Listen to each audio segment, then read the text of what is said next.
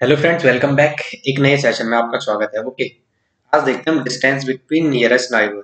ठीक है, क्या relation between nearest distance distance relationship between nearest neighbour, distance D, radius of atom small R and edge of unit cell, इन तीन के period में D, are और ए के बीच में रिलेशनशिप। मैंने आपको डर वाली एक टेबल लिखाई थी, अगर आपको याद हो गया। सॉलिड स्टेट में डर सबको लगता है, अगर आपको याद होगा। ठीक है, वो मैंने शॉर्ट ट्रिक्स बता दी। आज मैं थोड़ा इसका एप्लीकेशन बताता हूँ। ठीक है, कि कैसे इस जन क्या होता है। ठीक है, relation between nearest neighbour distance D, radius of atom small R and units edge of unit cell A, इसके बीच में रिलेशनशिप देखते हैं। ठीक है, पहला हम सिंपल क्यूबिक की बात करते हैं। फर्स्ट किसकी बात करते हैं? Simple cubic. Simple cubic unit cell. Simple cubic unit cell. Diagram बनाओ सबसे पहले।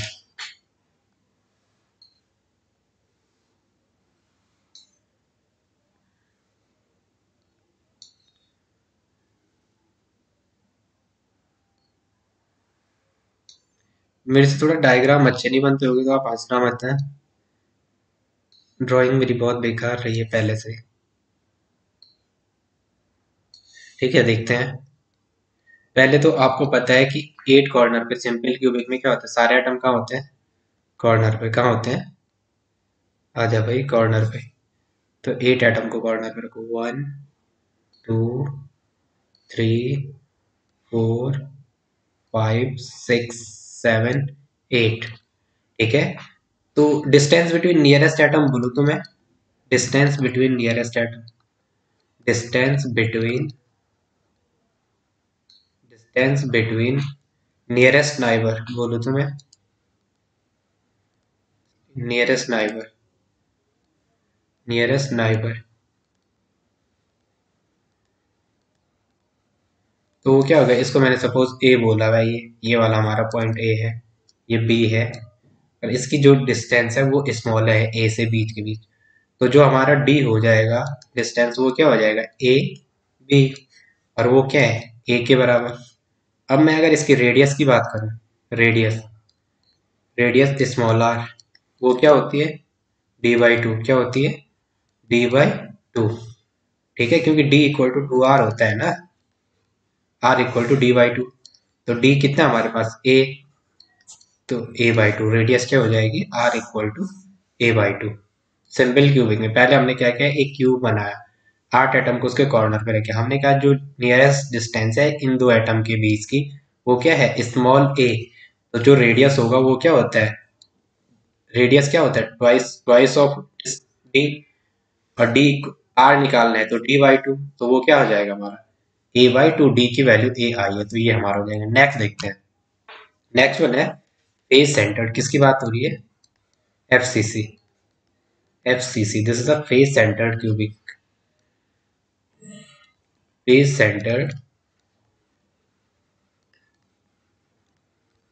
Face centred cubic unit cell.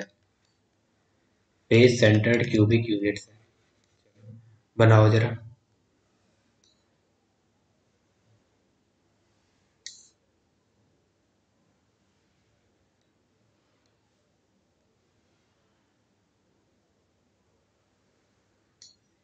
यार देखो, आप ना वीडियो पिछला देखो, अगर आपने पिछला वीडियो नहीं देखा। सॉरी यार, सर्दी लग गई तुम्हारे सर को। देखो ये है सपोज, ठीक है, आपको पता है 8 एटम कॉर्नर पे होते हैं, उन्हें कॉर्नर पे रखो फटाफट।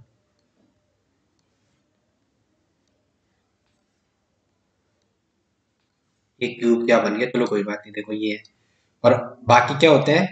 अल्टरनेटिव कॉर्नर पे। बाकी क्या होते हैं? अल्टरनेटिव कॉर्नर पे। अरे अरे,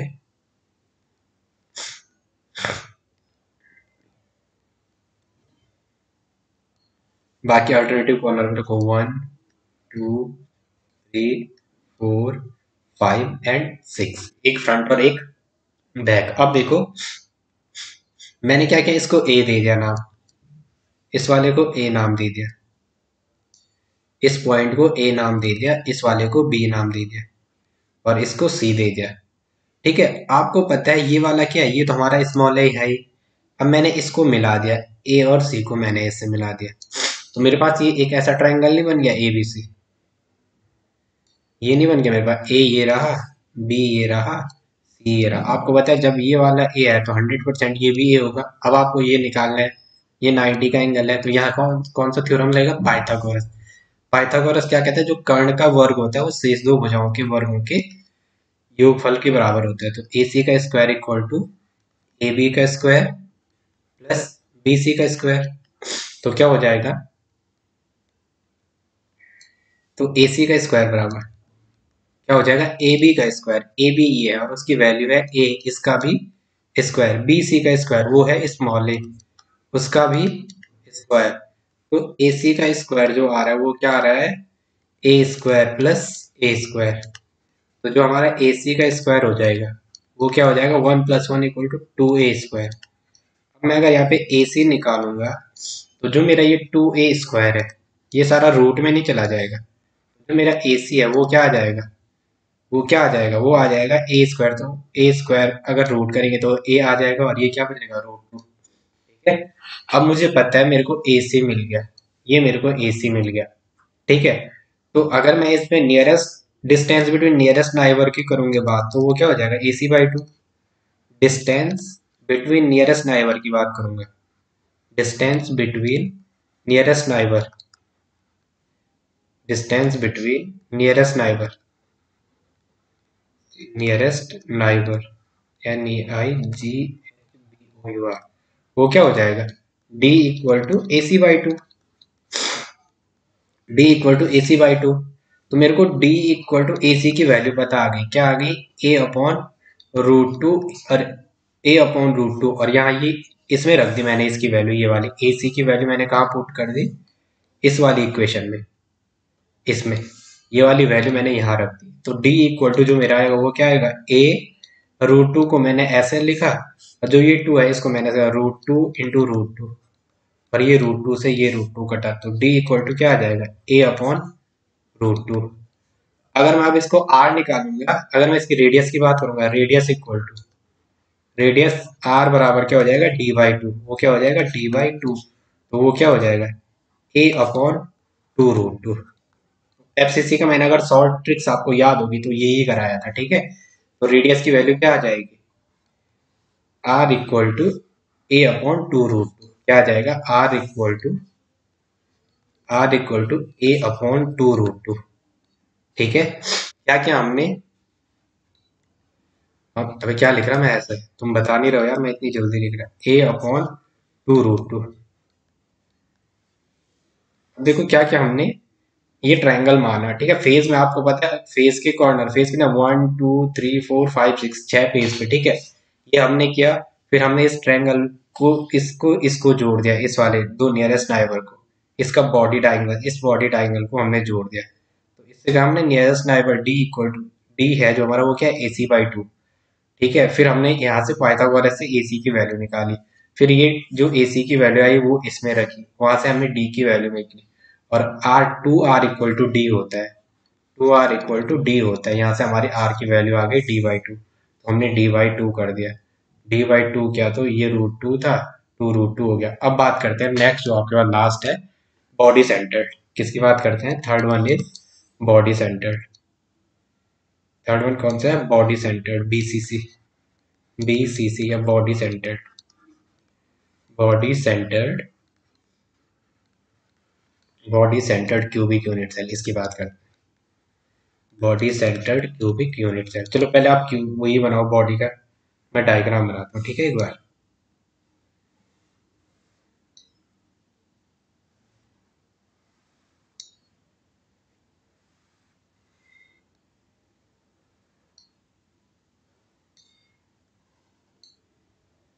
चलो, एक बॉडी में तो आपको पता है, बॉडी पे अगर मैं रखूंगा, यार मैंने सेम एटम रख दिया,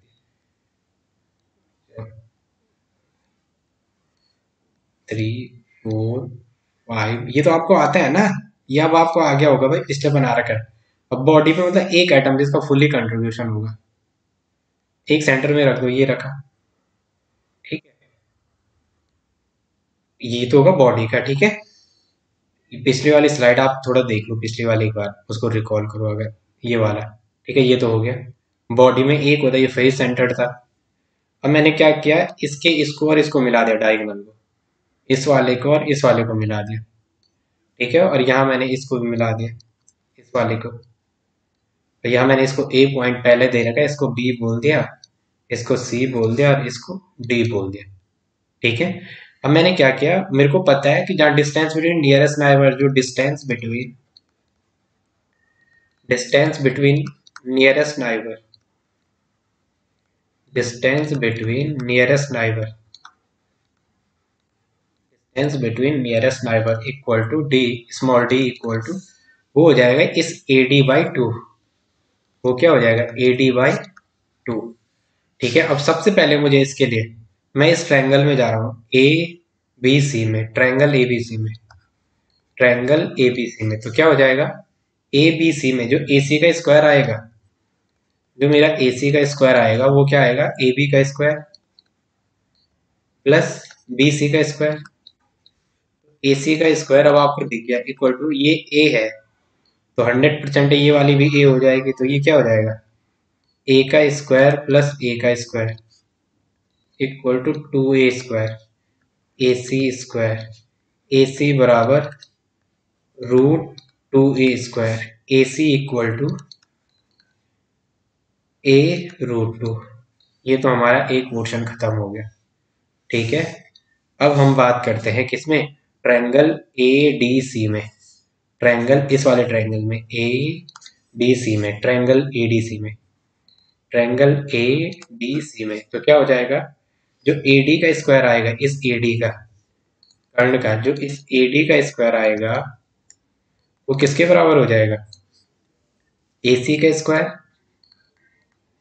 प्लस डी सी का स्क्वायर, ठीक है। ए सी का स्क्वायर प्लस बी सी का स्क्वायर, ठीक है। थोड़ा फिर से लिखो इसे, रुको यार, आप बोलेंगे सर कितना जल्दी कर रहे हैं। ए सी का स्क्वायर प्लस डी सी का स्क्वायर, वो क्या हो जाएगा, वो हो जाएगा आपका ए सी का स्क्वायर प्लस डी सी का स्क्वायर। तो जो ए डी स्क्वायर की वैल्यू आएगी आपकी, वो क्या है, ए सी का स्क्वायर, अब भी निकालना आपने, क्या है, a2√2, इसका भी स्क्वायर प्लस डी सी, तो डी सी क्या हो जाएगा, ए होगा जो यही है वही डी सी भी होगा, तो ए का स्क्वायर, तो क्या हो जाएगा ये वाला ए डी का square equal to a square और √2 × √2 तो ये क्या हो जाएगा, 2 प्लस ए स्क्वायर, तो 2a² प्लस 2a² प्लस ए स्क्वायर, तो जो ए डी स्क्वायर हो जाएगा वो क्या हो जाएगा, 3a²। और अगर मैं ए डी की बात करूंगा तो वो क्या आ जाएगा, √3a, ठीक है। अब मेरे को पता है जो डिस्टेंस बिटवीन नियरेस्ट नाइबर है वो ए डी बाई टू है। तो अगर मैं यहाँ पे स्मॉल डी की बात कर रहा हूँ तो वो क्या है, √3a/2, वो क्या है, √3/2। और आर की बात करूंगा तो मैं, वो √3a, ये क्या है, 2 × 2, तो आर इक्वल टू क्या हो जाएगा, आर इक्वल टू, अबे वो आर इक्वल टू √3 × a/4, ठीक है। वैसे मैंने आपको शॉर्ट ट्रिक्स लिखाई है, अगर आपको याद होगा, शॉर्ट ट्रिक्स कराई है मैंने पिछली वीडियो में। इसमें तो नॉर्मल था, इसमें एक था, इसमें 2 स्टेप जाना है आपको। एक बार इस स्टेप से पीछे आप ए सी की वैल्यू निकाल चुके होते हैं, ए डी सी में इस वाले ट्रायंगल की बात करनी है, ए डी सी की, इस ट्रायंगल की हमने बात की थी, ए डी सी की, इसकी ए डी सी की। तो ए डी का स्क्वायर अगर ए सी का स्क्वायर प्लस सी डी का स्क्वायर, ठीक है। तो ये तो हमने निकाला था ए सी, ये कितना आया था, a2√2, ये तो ये आया था। इस सी डी की वैल्यू ए होगी, जो ये इसकी वैल्यू होगी वही इसकी वैल्यू होगी, तो हमारा फाइनली क्या निकल जाएगा, आर की वैल्यू, ठीक है। देखो आई होप आपकी इतनी समझ आ रहा होगा, ठीक है। अगर समझ नहीं आ रहा तो कमेंट करके बता देना, ओके। फिर कोई दूसरा तरीका ढूंढेंगे आपके लिए, ठीक है। Thanks for watching. हाँ, अगर चैनल पे नए हो तो चैनल को शेयर करें, सब्सक्राइब